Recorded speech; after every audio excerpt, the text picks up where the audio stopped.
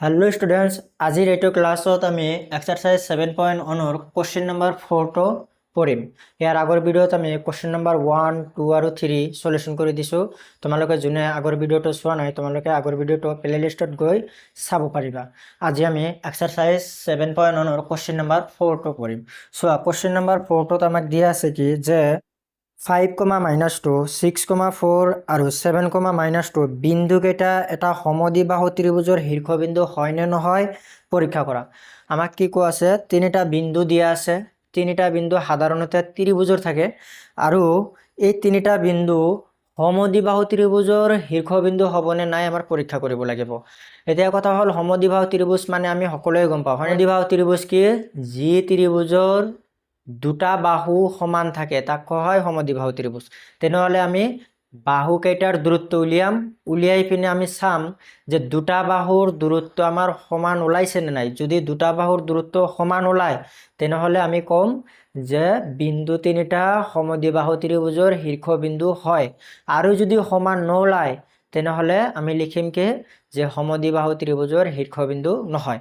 তেনেহলে আমাৰ প্ৰথম কাম কি হ'ব বিন্দু তিনিটাৰ দূৰত্ব উলিয়াব লাগিব মানে মাজৰ দৈৰ্ঘ্যটো লাগিব আমাক। তেনেহলে আমি কেনেকৈ কৰিম চোৱা আমি প্ৰথমত বিন্দু কেইটা নামকৰণ কৰি লম। ইয়াত চোৱা বিন্দু কেইটাৰ নাম দিয়া নাই, আমি এ বি সি নাইবা পি কিউ আৰ নাম দিম। আমি সাধাৰণতে এ বি সি বুলি ধৰি লওঁ হয় না। ধৰা হল বিন্দু কেইটাৰ এ বিন্দুৰ স্থানাংক 5, -2 বি বিন্দুৰ স্থানাংক 6, 4 আৰু সি বিন্দুৰ স্থানাংকটো কি ধৰিম আমি 7, -2 এতিয়া আমি এইখিনিৰ পৰা কি কৰিম দূৰত্ব উলিয়াম। প্ৰথমত এ বিৰ দূৰত্ব, তাৰ পিছত বি সি বাহুৰ দূৰত্ব আৰু লাষ্টত আমি এ সি বাহুৰ দূৰত্ব উলিয়াম। তিনিবাৰ আমি দূৰত্ব উলিয়াই চাম দূৰত্ব কেইটা আমাৰ কি ওলায়। যদি দুটা দূৰত্ব সমান ওলায় তেনেহলে সমদ্বিবাহু ত্ৰিভুজৰ শীৰ্ষবিন্দু হ'ব। দুটা সমান ওলাব লাগিব। তেনেহলে আমি ওলাই চাও। প্ৰথমত আমি এ বি বাহুৰ দূৰত্ব উলিয়াম। এ বি বাহু উলিয়ালে কি কৰিব লাগিব আমাৰ অকল এ বিন্দু আৰু বি বিন্দুটো চাব লাগিব, এইটো বাদ দিবা। তেনেহলে আমি কেনেকৈ উলিয়াও ইয়াৰ আগৰ ভিডিঅ শিকিছিলো যে কমাৰ আগৰটো ইয়াত কমাৰ আগৰটো চাব লাগে। কমাৰ আগত কি আছে আমাৰ 6 আৰু ইয়াতে 5 মানে 6 - 5 কৰিব লাগিব। 6 - 5 এনেকে হোল স্কয়াৰ কৰিব লাগে হয়নে। আৰু ওপৰত ৰুট চিহ্নটো দিবই লাগিব। তাৰ পিছত প্লাস ফৰ্মুলাৰ প্লাস এইটো টেকনিকটো তোমালোকক কৈছিলো। তাৰ পিছত চোৱা ইয়াতে কমাৰ পিছৰটো আছে -2 ইয়াত আছে 4। আমি কি কৰিম 4 ৰ পৰা 2 বিয়োগ কৰিম। 4 ৰ পৰা 2 তাৰ মানে 4 মাইনাস কি মাইনাস কৰি আছো -2 হয়নে। এইটো কিন্তু ফৰ্মুলাৰ মাইনাস এইটো। এতিয়া আমি ইয়াৰ ওপৰতো কি দিম আমি স্কয়াৰ দিম। তোমালোকে আগৰ ভিডিঅটো চাবা, আগৰ ভিডিঅটো চালে গম পাবা এইটো একেবাৰে ইজি। 6 - 5 মানে 1 স্কয়াৰ হৈ যাব। তাৰ পিছত আমাৰ 4 - -+2 হোল স্কয়াৰ। ইয়াৰ পিছত চোৱা 1 স্কয়াৰ মানে আমাৰ 1 আহি যাব প্লাস 4 + 2 মানে আমাৰ 6 ওপৰত স্কয়াৰ। তাৰ পিছত চোৱা 1 + 6 স্কয়াৰ মানে 36 + 1 মানে 37 মানে আমি এটা বাহুৰ দৈৰ্ঘ্য পালো। এ বি পালো মানে এটা বাহুৰ দৈৰ্ঘ্য পালো। এতিয়া আমি বি সি বাহুৰ দৈৰ্ঘ্য উলিয়াম। বি সি বাহুৰ দৈৰ্ঘ্য ওলাওতে কি কৰিব লাগিব অকল বি বিন্দু আৰু সি বিন্দুটো চাব লাগিব। বি বিন্দু আৰু সি বিন্দুটো চোৱা এটো বাদ দি দিয়া। তেনেহলে এইটোত আছে কমাৰ আগত 6 ইয়াত আছে 7 তেনেহলে কি কৰিব লাগিব 7 - 6 হোল স্কয়াৰ প্লাস কমাৰ পিছত 4 - 2 -2 ৰ পৰা 4 বিয়োগ কৰিম। -2 ৰ পৰা 4 -2 ৰ পৰা বিয়োগ কৰিম 4 হোল স্কয়াৰ হল। ইয়াৰ পিছত চোৱা কি পাই যাব তুমি 7 - 6 মানে আকৌ 1 স্কয়াৰ হৈ যাব এইটো প্লাস -2 মানে -6 হৈ যাব। দুয়োটাৰ আগত মাইনাস চিন থাকিলে মাইনাস চিনটো দিব লাগে আৰু দুটা যোগ কৰিব লাগে হোল স্কয়াৰ হয় না।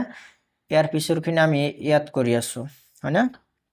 1 স্কয়াৰ মানে আমাৰ কি হৈ যাব 1 স্কয়াৰ মানে আমাৰ 1 আহি যাব প্লাস ভিতৰত মাইনাস ওপৰত পাৱাৰ 2 আছে যদি এনেকুৱা থাকে তেনেহ'লে ভিতৰৰ -2 আমাৰ গুচি যায় তেনেহ'লে 6ক স্কয়াৰ কৰি দিয়া 6 দুইবাৰ পূৰণ কৰিলে 36 হয়নে তাৰপিছত চোৱা 1 + 36 মানে আমাৰ এটো আকৌ 37 হৈ যাব হয়নে দুটা বাহু আমি সমান পালো আকৌ আমাৰ কোনটো ওলাব লাগিব এ বিন্দু আৰু সি বিন্দু হয়নে ফাৰ্ষ্টৰটো আৰু লাষ্টৰটো এতিয়া এ সি এতিয়া তোমালোকে ক'ব পাৰা যে দুটা বাহু আমি সমান পালো তাৰ মানে ত্ৰিভুজটো সমদ্বিবাহু ত্ৰিভুজ হ'ব কিন্তু আমাৰ এসিটো ওলাই চাব লাগিব যদি এসিটো আকৌ এই 37 ওলাই যায় তেনেহলে তিনিটা সমান হৈ গল হয়নে তিনিটা সমান হলে তো আকৌ সমদ্বিবাহু নহব হেতু সমবাহু হৈ যাব তেনেহলে আমাৰ লাষ্টটো ওলাব লাগিব হল লাষ্টত আমি এসিটো ওলাওতে কি কৰিম অকল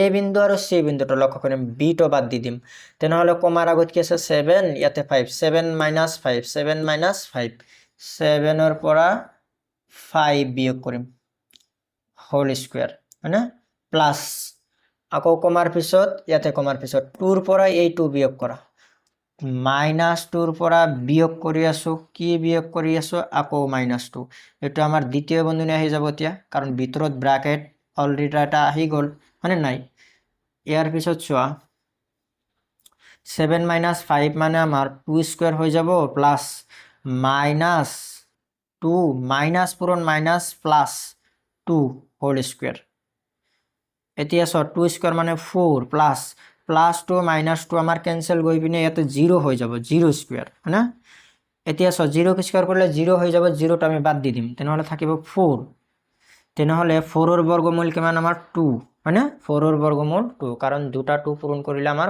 4 আহি যায় এতিয়া চোৱা আমি এ বি বাহুৰ দৈৰ্ঘ্য পাইছিলো √37 বিসি বাহুৰ দৈৰ্ঘ্য পাইছিলো √37 মানে এ বি বাহু আৰু বিসি বাহুৰ দৈৰ্ঘ্যটো আমি সমান পাইছো কিন্তু এসি বাহুৰ দৈৰ্ঘ্যটো আমি বেলেগ পাইছো তাৰ মানে কি ক'ব পাৰো আমি যে দুটা বাহু আমি সমান পাইছো আৰু দুটা বাহু যেহেতু সমান পাইছো তাৰ মানে এই বিন্দু কেইটা আমাৰ কি হ'ব সমদ্বিবাহু ত্ৰিভুজৰ শীৰ্ষবিন্দু হ'ব সমদ্বিবাহু মানে দুটা বাহু সমান হ'ব লাগিব দুটা বাহুত আমি সমান পাইছো 37 তেনেহলে আমি লাষ্টত কি লিখিম লাষ্টত তোমাৰ লিখিব লাগিব নেকি যে যেহেতু এ বি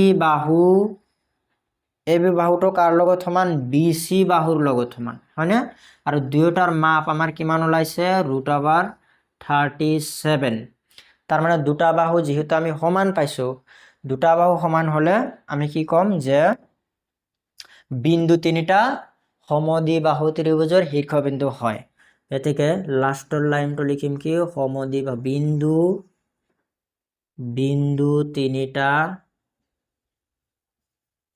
সমদ্বিবাহু